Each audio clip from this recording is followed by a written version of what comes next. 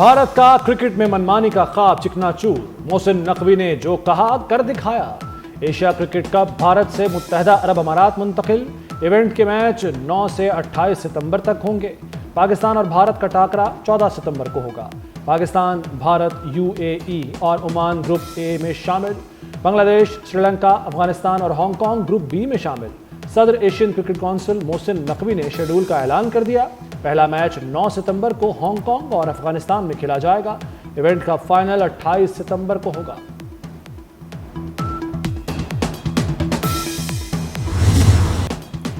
Asia cup Bharat سے UAE منتقل ہونے پر بھارتی میڈیا آگ بگولا۔ بھارتی میڈیا محسن نقوی کی ذہانت اور ڈپلومیسی کا معترف توپوں کا رخ بھارتی کرکٹ بورڈ کی طرف موڑ دیا۔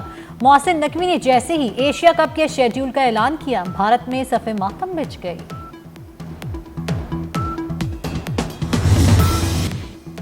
علاقائی سلامتی اور فوجی سفارتکاری میں پاکستان کی مرکزی حیثیت۔ پاکستان کی میزبانی میں 6 ملکی regional chiefs of defence staff conference, America, Uzbekistan, Tajikistan, Kyrgyzstan, Kazakhstan کی عسکری قیادت کی شرکت۔ ISPR کے مطابق فیلڈ مارشل سید عاصم منیر نے شرکاء کا خیر مقدم کیا۔ فیلڈ مارشل کا خطے میں امن و استحکام اور تعمیری شراکت داری کے لیے پاکستان کے عزم کا اعادہ۔ کہا، پاکستان خوشحال علاقائی ماحول کے لیے پرعزم ہے، شراکت داروں کے ساتھ محفوظ ماحول بنانا چاہتے ہیں۔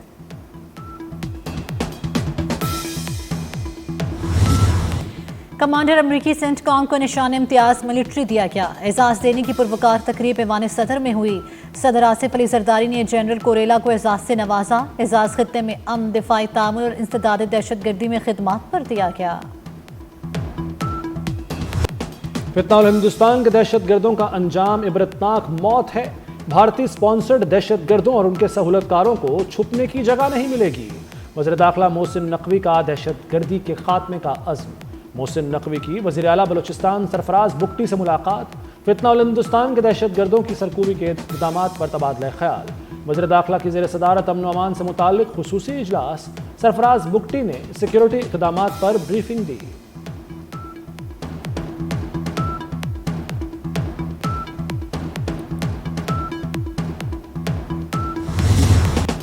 مقبول سیاسی لیڈر کا مطلب اسلحہ اٹھانے کا لائسنس نہیں۔ نائب وزیر اعظم اسحاق ڈار کا بانی کی قید پر امریکی تھنک ٹینک کو جواب۔ کہا، بانی کو لوگوں کو ریاست کے خلاف نہیں اکسانا چاہیے تھا۔ سانحہ 9 مئی پر قانون اپنا راستہ لے گا۔ جب آپ اسلحہ اٹھائیں گے تو مجھ جیسا مفاہمت پسند بھی کچھ نہیں کر سکتا۔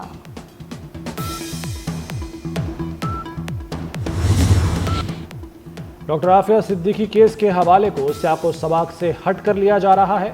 نائب وزیر اعظم اسحاق ڈار کی وضاحت۔ کہتے ہیں، اٹلانٹک کونسل تھنک ٹینک میں بانی PTI سے متعلق سوال کیا گیا۔ بانی کے کیس کے جواب میں ڈاکٹر عافیہ صدیقی کیس کا حوالہ دیا۔ ڈاکٹر عافیہ صدیقی کی رہائی کے معاملے پر ہماری حکومت کا موقف دو ٹوک اور واضح ہے۔ چینی کا بحران شہری پھر خار۔ لاہور میں چینی کی قلت سنگین صورتحال اختیار کر گئی۔ ہول سیلرز اور ملز کے فرنٹ مینوں نے چینی کی سپلائی روک دی۔ کریانہ فروشوں کے پاس بھی چینی کا سٹاک ختم۔ STN نمبر نہ ہونے پر کریانہ فروش ملوں سے براہ راست چینی نہیں لے سکتے۔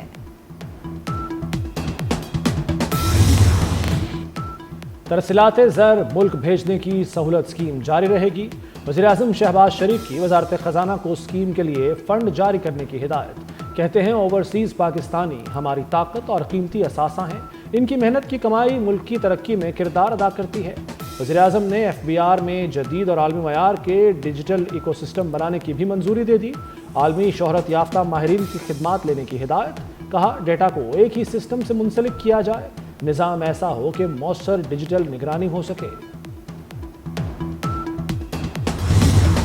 گلگت بلتستان سیلاب سے تباہی کی تصویر بن گیا۔ ضلع گانشی کے قدیم گاؤں کندوز میں ہر طرف تباہی۔ سیلابی ریلی کی زد میں آ کر 49 سے زائد مکانات تباہ، متعدد خاندان بے گھر ہو گئے۔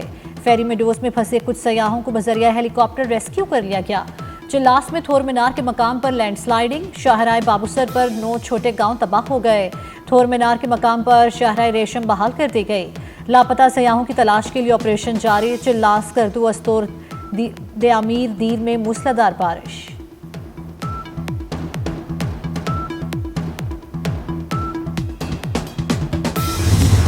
مانسون کا پہلے سے زیادہ طاقتور سسٹم ملک میں داخل۔ لاہور سمیت پنجاب کے مختلف شہروں میں بارش۔ خیبر پختونخوا، گلگت بلتستان اور آزاد کشمیر میں مزید بارشیں ہوں گی۔ بلوچستان اور سندھ میں بھی 29 سے 31 جولائی تک بادل برسیں گے۔ محکمہ موسمیات نے اربن اور فلیش فلڈنگ کا الرٹ جاری کر دیا۔ بارشوں کے باعث راول ڈیم میں پانی کی سطح بلند، سپل ویز کو کھولنے کا فیصلہ۔ منگلا ڈیم میں بھی پانی کی سطح میں تیزی سے اضافہ۔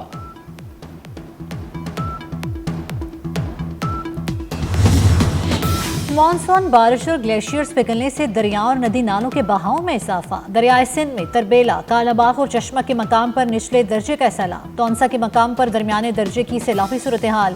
ڈیرہ غازی خان میں رودکوہیوں میں پانی کی سطح میں اضافے کا خدشہ۔ اٹک کے مقام پر دریا میں طغیانی، پانی کی سطح میں خطرناک حد تک اضافہ ہو گیا۔ فورمیلی کے مقام پر 2 منزلہ پولیس چوکی دریا پرد ہو گئی۔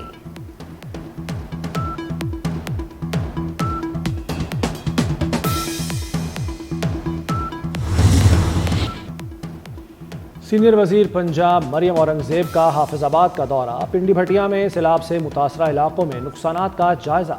مریم اورنگزیب نے متاثرین کے مسائل سنے، موقع پر حل کے احکامات۔ سینکڑوں متاثرین کو 1 ماہ کا راشن دیا۔ کہتی ہیں متاثرین تنہا نہیں، نقصانات کا ازالہ کیا جائے گا۔ خیبر پختونخوا سے منتخب 5 آزاد سینیٹرز پی ٹی آئی میں شامل۔ پی ٹی آئی حمایت یافتہ سینیٹرز نے ڈکلیریشن پارٹی چیئرمین بیرسٹر گوہر کو جمع کرائے۔ مرزا افریدی، اعظم سواتی، فیصل جاوید، نور الحق قادری اور روبینہ ناز شامل۔ چیئرمین بیرسٹر گوہر علی نے ڈکلیریشن الیکشن کمیشن میں جمع کرا دیے۔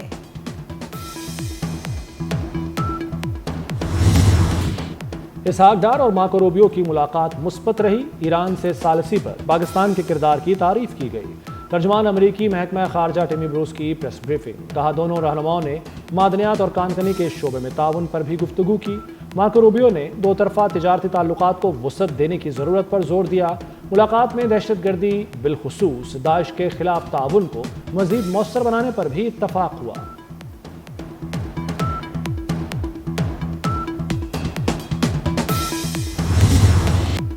Be G I S P R lieutenant general Ahmad Sharif Chaudhry کا دورہ لاہور۔ گورنمنٹ کالج یونیورسٹی کے طلباء اور طالبات کے ساتھ خصوصی نشست۔ مارکہ حق کی کامیابی پر تفصیلی گفتگو کی۔ D G I S P R نے نوجوانوں کے جذبے اور حب الوطنی کو سراہا۔ طلباء نے سیکیورٹی اور قومی امور پر سوال پوچھے۔ مستقبل میں ایسی نشستوں کی خواہش کا بھی اظہار کیا۔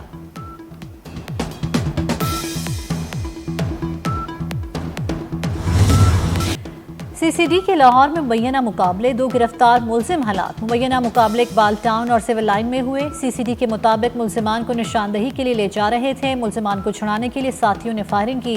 ملزمان اغوا، ڈکیتی، وارداتوں میں ملوث تھے۔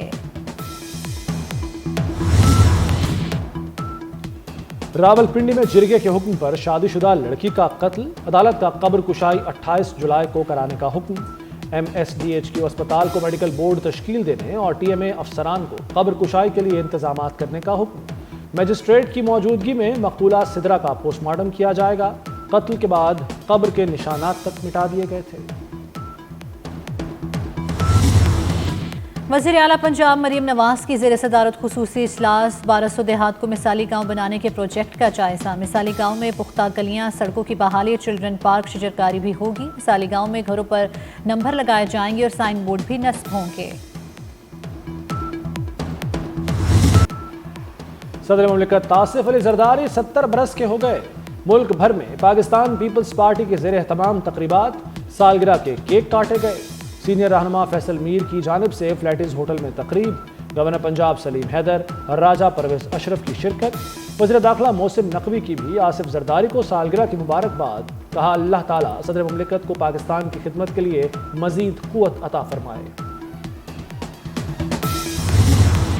کراچی میں ضلع شرقی کی رہائشی 48 سالہ خاتون ڈینگی کے باعث انتقال کر گئی۔ خاتون 23 جولائی کو نجی اسپتال میں داخل ہوئی تھی۔ رواں برس سندھ بھر سے 345 کیس رپورٹ ہوئے۔ ایران کے مشرقی صوبے سستان کے شہر زاہدان میں عدالتی کمپاؤنڈ پر مسلح افراد کا حملہ۔ ایرانی میڈیا کے مطابق حملے میں 9 افراد جاں بحق، 20 زخمی ہو گئے۔ ایرانی سیکیورٹی فورسز کے فائرنگ سے 3 دہشت گرد ہلاک ہو گئے۔ حملہ آور ججز کے کمروں میں گھس کر فائرنگ کرتے رہے۔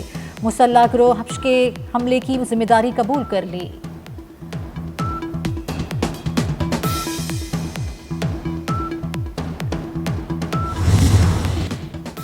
غزہ میں غذائی قلت سے مزید 9 فلسطینی جاں بحق، بھوک سے اموات 122 ہو گئیں، 83 بچے بھی شامل۔ کل سے اب تک 80 فلسطینی شہید، 467 زخمی ہو چکے۔ فلسطینی وزارت صحت نے مطالبہ کیا ہے کہ دنیا فوری سیز فائر کرائے۔ وزیر خارجہ اسحاق ڈار کا ایرانی ہم منصب عباس عراقچی کو ٹیلی فون، غزہ میں انسانی صورتحال پر شدید تشویش کا اظہار۔ عباس عراقچی کی صہیونی پارلیمنٹ کے مغربی کنارے پر قبضے کی شدید مذمت، کہا اسرائیل فلسطین کی شناخت مٹانے کے لیے طویل المدتی منصوبے پر عمل پیرا ہے۔ اسحاق ڈار کا غزہ میں انسانی امداد کی فراہمی اور بحران کے خاتمے کے لیے سیاسی حل پر زور۔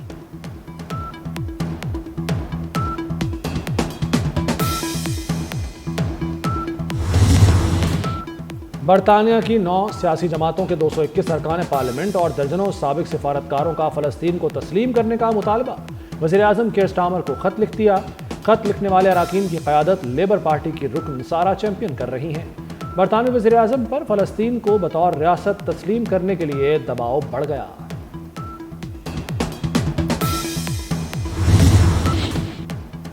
چین کے شہر باؤڈنگ میں 24 گھنٹے میں سال بھر جتنی بارش، باؤڈنگ میں 447 ملی میٹر بارش ریکارڈ۔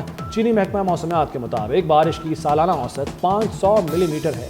کئی علاقوں میں سڑکیں، پل اور دیگر انفراسٹرکچر زیر آب آ گئے۔ متاثرہ علاقوں سے 19,000 افراد کو نکالا جا چکا۔